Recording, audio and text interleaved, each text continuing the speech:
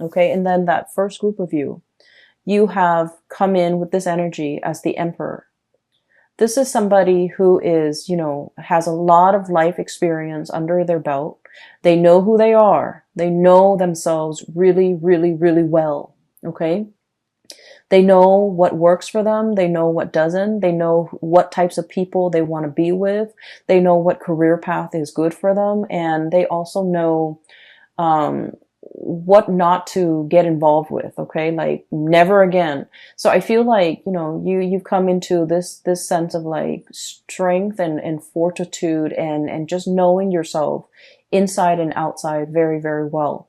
And then I also see on the latter group of you, group number 2, that were like late bloomers, getting out into the world and being able to overindulge in all of that at a very at a later age.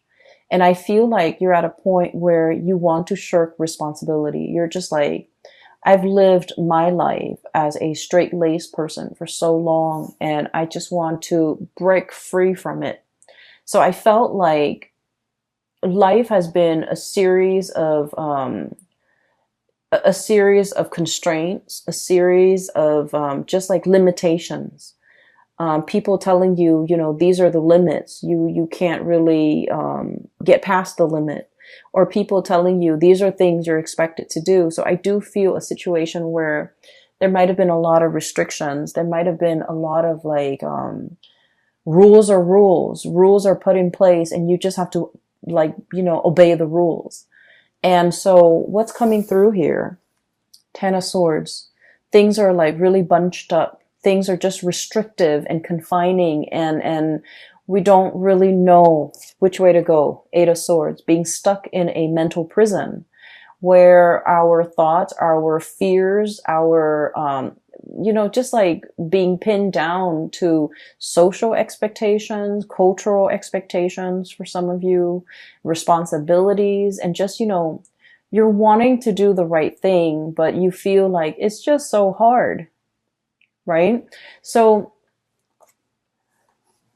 I feel regardless of, whether you're group A or group B, you needed to experiment what it means to be irresponsible. You needed to experiment what it means to be, a straight-laced person. Because what you're looking for is that middle ground, okay?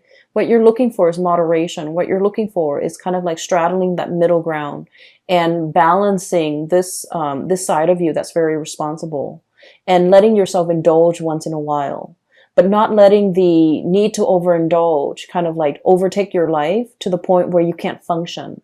So I feel like the universe is teaching you a very important lesson about moderation, about, walking a middle path, about really finding your own way. Okay. Never mind the social expectations. Never mind what people expect from you, or never mind what you feel is expected of you. It's just a matter of figuring out that perfect medium that works for you. And I feel like you're still in the process of trying to find that.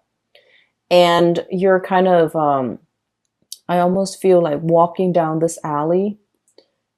Okay. And, the walls are around you and you're walking in the middle. You're trying not to hit the walls. And, if there's like any type of turbulence, you're going to sway in either direction. But the trick is to maintain your balance, to maintain your stance so that you don't get swayed either way. Okay.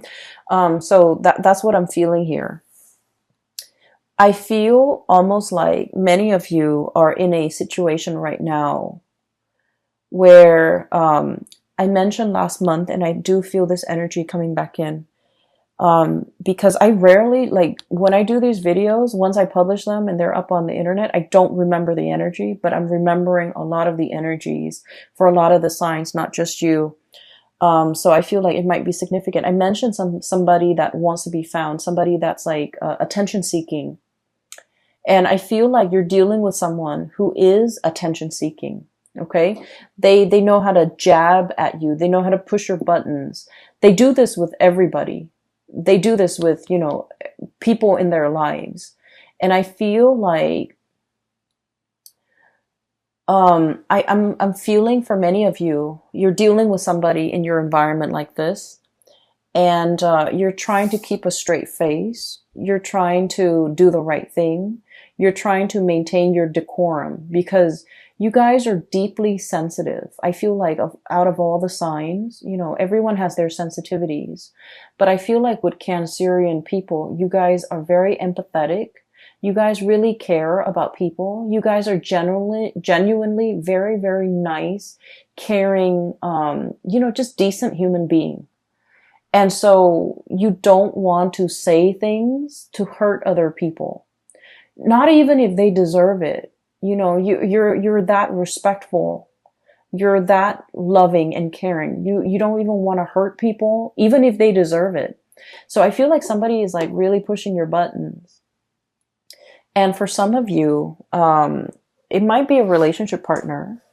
And for others, it might be a parent. For others, it might be, somebody in your work environment. But this is somebody significant, okay? Because like, if they're not significant, it wouldn't really matter if they push your buttons. They're just, some random stranger or just an acquaintance. But I feel like it's somebody significant in your life. And I feel like you try to make things work, okay? You were trying to do the right thing. The Emperor, he makes rational decisions, okay? He is not swayed by his heart. He thinks with his head. And he thinks usually for the betterment of all or everybody that's involved. So he knows how to make sacrifices. He understands that with every decision, there is collateral damage, okay? So I feel like this is your energy where you're in a position that you feel, I have to make some sacrifices for the greater good. And I feel like you might have, known that something wasn't going to work out. There's a situation you're like, oh, it's never going to work out, but I owe it to the other person. I owe it to myself. I owe it to everybody involved to do the right thing, to give it a second chance, to give it a try, to really work things out. And I feel that you maintain your decorum, your calmness, your temper in this situation. And then I feel like the other person was not able to elicit an emotional response out of you. So in the past, they might have pushed your buttons, and then, there might have been like sparring back and forth and things like that. This time, you have grown, you have matured, you have realized that these are cycles, these are recurring themes, and I'm not going to feed into this energy. And so you remain very, very calm. And because you remain very calm, the other person was not able to get a rise out of you, to get an emotional reaction out of you. And so I feel like they had to check themselves out. Okay, you didn't even need to lift a finger. You didn't need to be the bad guy in this situation.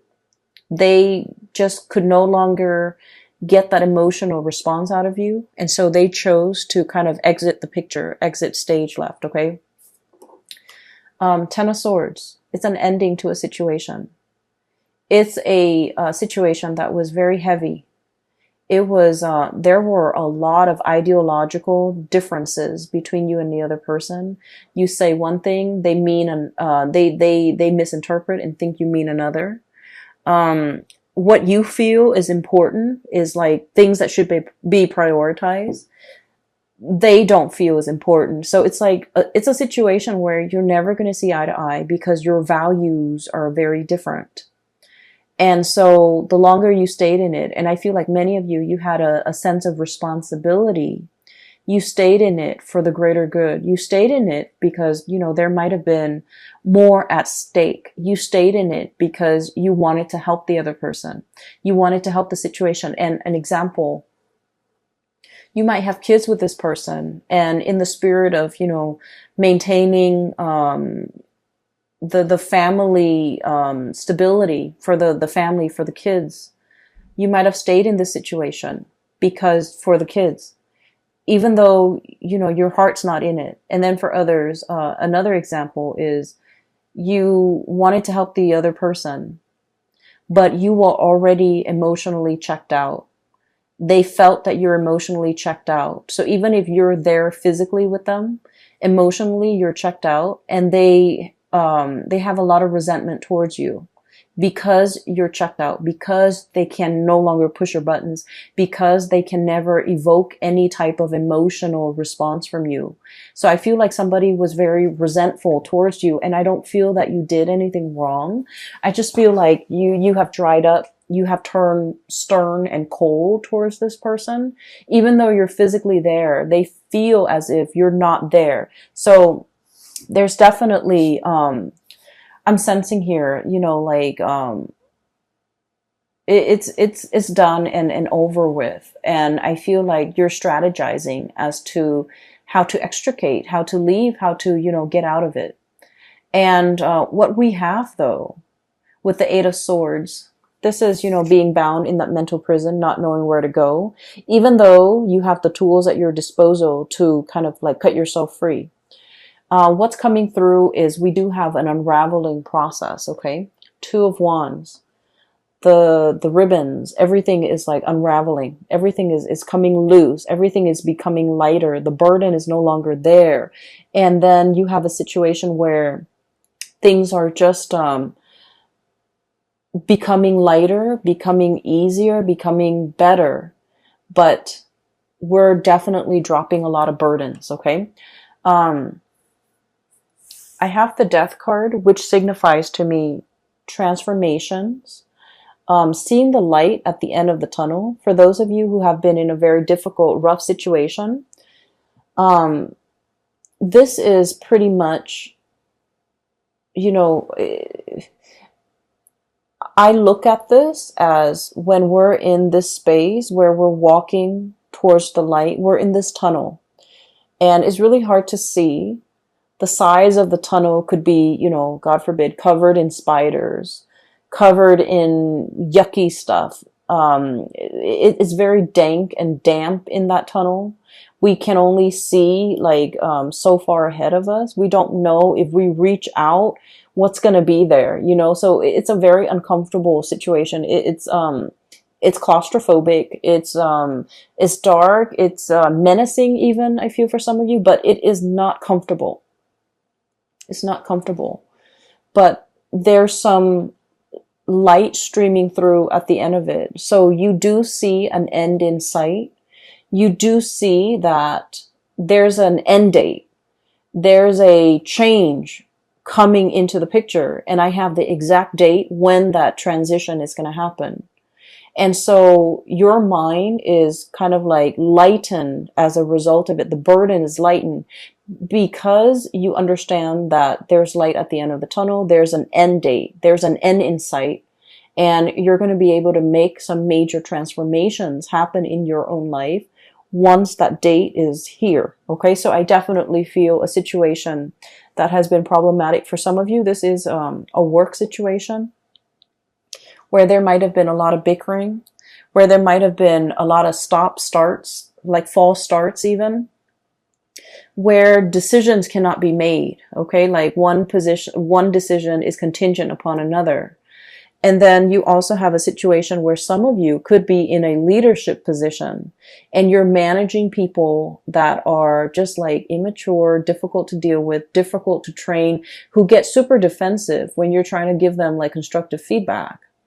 And there's so many of them and they all exhibit the same types of personality. So it's a very emotionally taxing, emotionally draining experience. And then you realize that, if you're in a supervisory position, for example, you realize, oh, there's an end in sight. Maybe it could be for some of you the end of a fiscal year where they might no longer be your subordinate. And then for others, it might be the end of a lease, the end of a housing situation, the end of a lease. For others, it might be, the end of a contract, the end of a work contract where you're shifting into something new. Or even just, for some of you, I do see like, a major change in your environment. It could be a housing situation, somebody moving in, somebody moving out. You might be moving location altogether. And then for others, it's just something so liberating and so freeing that you're looking forward to this end date. Okay. So I feel like you have something extraordinary that you're looking forward to. and it's going to change your life as you know it. It's going to bring about a major uptick in your standing, in your energy, and just energetically, I do feel like the burden has been lifted, the weight has been off your chest, and just you're no longer dealing with immature and just, you know, attention seeking people who know how to push buttons. Okay, so that's looking very, very good. Let me see. There was another image that I saw, and I can't for the life of me remember. I did this, I think, with the Gemini people too. They got two images, and I forgot one of them. Okay, so I do want to talk about another situation here, and this is pretty much, you know, the cards are split like this: past, present, future. That's what it feels like to me. And so let me talk about something else that's coming into the picture. First of all, this is the moon, and this is stereotypically the card for Pisces, okay? Pisces is represented by the moon, but I feel like in your situation, this is pretty much you, because I want to talk about something else. Cancer, the sign of Cancer is traditionally, it rules the fourth house, okay? And the fourth house deals with the mother, okay? It deals with childhood. It deals with family. And so the symbology of the moon, I always think of it as Cancer. And I don't know, maybe some of you are aware of this, maybe all of you are aware of this, but this is something that I just started to realize about Cancerian people in general, because I had a friend, and through like conversations with, you know, the Cancerian friends that I've had over the years, this is something I've just noticed. So like, you know, the moon, right? It changes its size, its shape throughout the month. Okay, so it's like the cycle, the lunar cycle. It from one day to the next, it could be like a waning moon, a waxing moon, and it just changes its shape. It could be a full moon, it could be a crescent moon, and things like that. And so one of the things in which you are very aware of, I feel, for this month is waning or changing emotions. Okay. And what I feel is ultimately kind of scattered in this spread is, you know what you like, but then what you like from one day to the next, from 1 month to the next, from 1 year to the next, changes. And so you're not really sure what you like. You're not really sure if you're after the same things from 1 month to the next. You are also afraid to go for something because you're not really sure if next month, if that's the thing that you still want. And then you're afraid to go over, to go after something big because you're not sure if all the energy and the effort that you expend into this thing, is it going to be worthwhile when next year rolls around? Am I still going to want it as much as next year as I do now, to make all this effort worth it?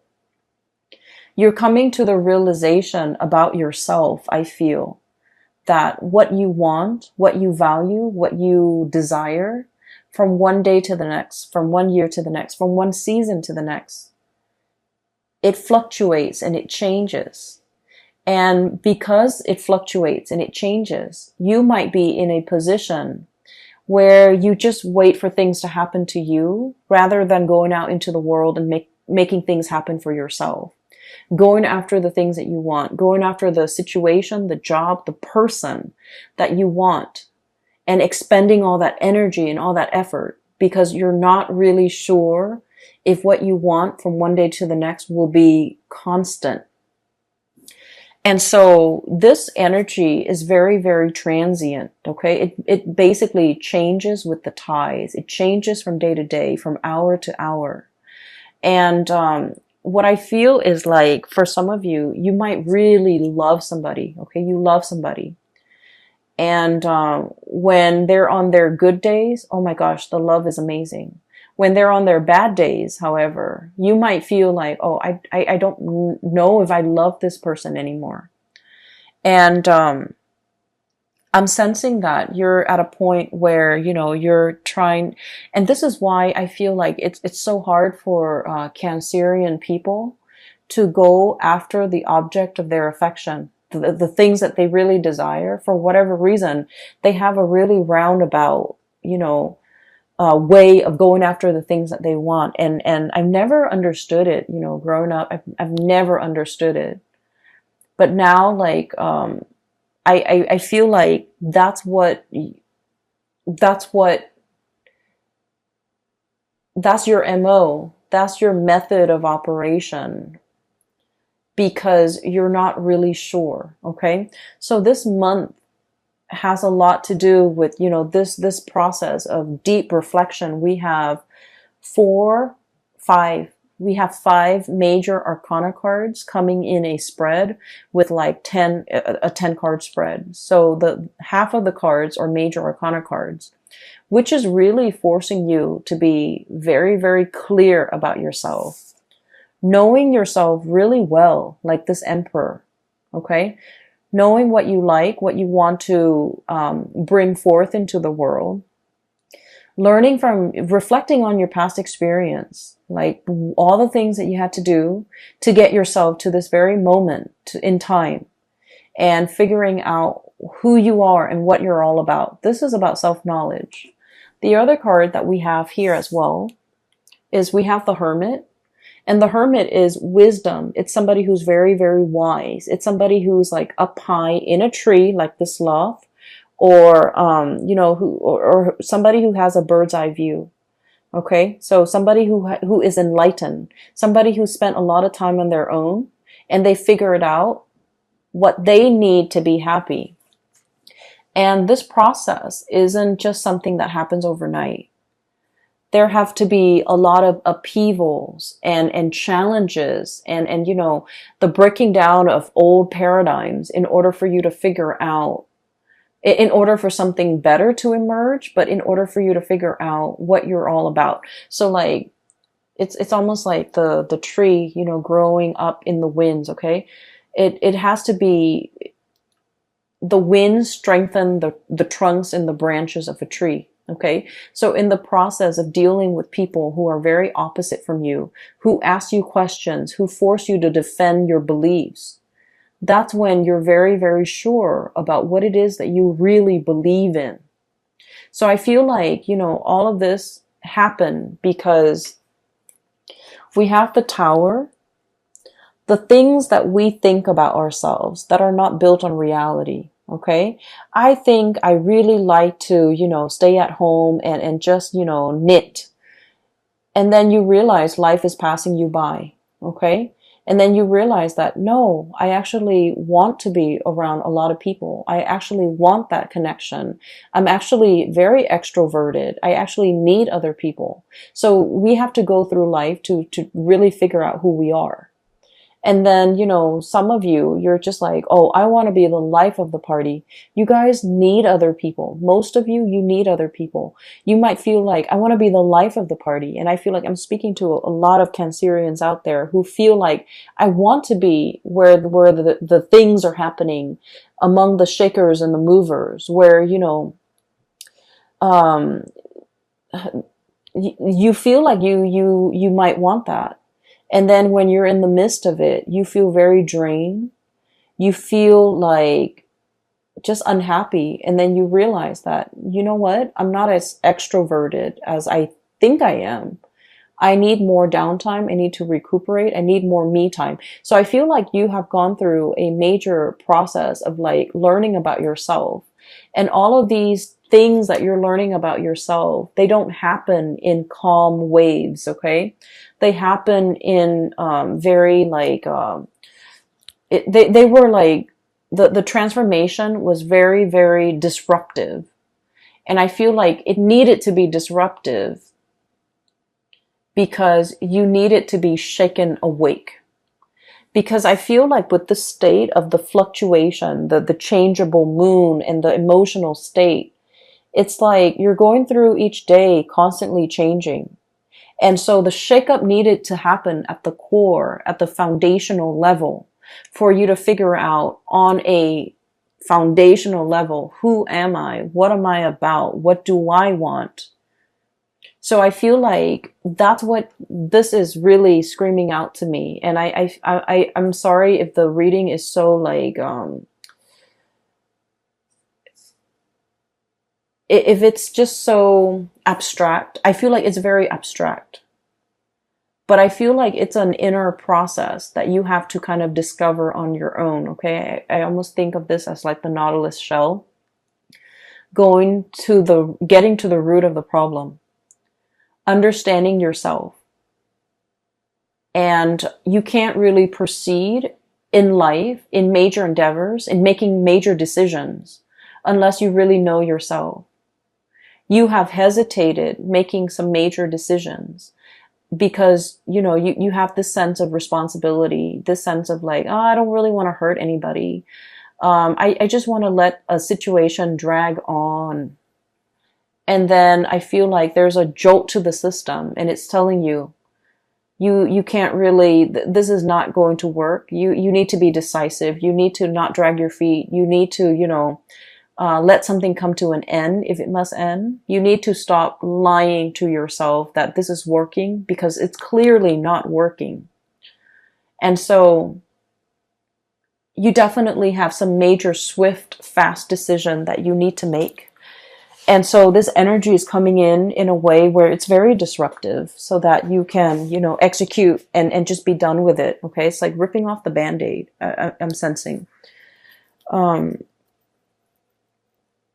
So that's where things are headed. And the other thing that I'm sensing, I feel like it should almost be like this. Okay. All the major arcana cards are stuck together. That's what it feels like to me. The 4 major arcana cards should be here. And then what we're left with is the 2 of Cups and the Queen of Swords, okay? The 2 of Cups is a soulmate connection. This is like heart, body, and mind, okay? This is a union that you have with another person. I feel for some of you, there is a relationship here that might be fractured because of financial issues, financial considerations. One person might be a big spender and the other person's very thrifty. One person might be carrying the weight of the financial, burden of that relationship, and the other person might not have been. This is a balancing act, okay? This is now things that have been very, very unbalanced and unreciprocated and just off kilter are now being rebalanced, being restored, and both parties are definitely coming together. This card is also screaming out to me reconciliation with somebody who is very significant in your life. For some of you, we have here the Queen of Swords, and I'm not going to be reading the signs. This is clearly an air sign, Aquarius, Gemini, and Libra. But I also feel like Aries. I also feel Scorpio and Virgos here as well. Okay. And the energy is pretty much telling me a situation where somebody is coming back. Somebody is trying to communicate. Somebody is also, coming in with more sensitivity. Okay. It's linked up here with the Moon card. It was like this. Somebody is starting to understand you. They're starting to understand how sensitive you are. They're starting to kind of like, if they have been very harsh in the past, I don't see them apologizing. I just see them in the past as kind of like, brusque and blunt and forceful. And I feel like they're starting to understand how sensitive you are. They're starting to understand that you need more. It's like they need to kind of like not be forceful with you. They need to not push you. They need to not give you ultimatums. They need to just, take you as you are on your own terms. Yes, your feelings might fluctuate. Yes, one day you love them, the next day you don't. And so they need to be accommodating of your fragile emotional state. And they need to be understanding that they shouldn't bring conflict in their interaction with you, into their interactions with you. So I feel like somebody is coming back in, wanting to communicate. They're approaching you with a lot more sensitivity. They're approaching you with a lot more like, I guess like awareness for who you are and the way you operate. And they're willing to accommodate that. And then on the other hand, I feel as well for many of you, knowing, I see this really deep sense of spiritual knowing, awareness that have, kind of like, it's like things illuminated for you, where you start to understand that, I love this person today. I really, really love them. The next day they act up and I don't love them. I feel like you're starting to find that middle ground, okay? Once again, straddling that middle ground, wanting to be responsible, like taking the responsibility with the overindulgence and trying to find a balance, a middle ground, so that your emotional state doesn't fluctuate from one extreme to the next, so that you can walk down that center line and be okay, because you're doing things in moderation. And when you're doing things in moderation, when you're very balanced, you start to see who you are. You're not swaying from one, extreme to the next. And so you're starting to see things in a more balanced manner. And once you start to do that, I think like everything that has been problematic and confusing and just, off kilter in your life starts to realign. Okay. So I feel like you're energetically balancing yourself, and in the process of finding balance and being very balanced in your own skin, everything else in your environment benefits, and it starts to right itself. Relationships start to right themselves. People starts coming at you correct because now they understand. And I definitely feel a lot of communication, emotional communication, that will be had between you and another person, that will give you a lot of insights, a lot of guidance, and just a lot of, I feel that sense of like emotional support coming through from your environment and with the people that you care about and the people that you want to spend your time with.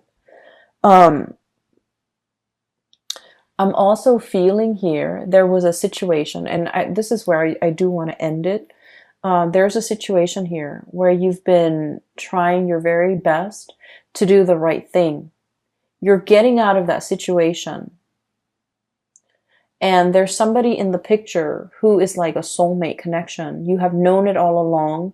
You have neglected the soulmate connection because you had a lot of things that you needed to take care of. And now that, this transformation is happening in your life, you have a new path that you can walk towards. And I feel that you're going to want to reconnect and work at this connection that you deem is the soulmate connection. Somebody that is like, I almost feel like they're the yin to your yang and vice versa.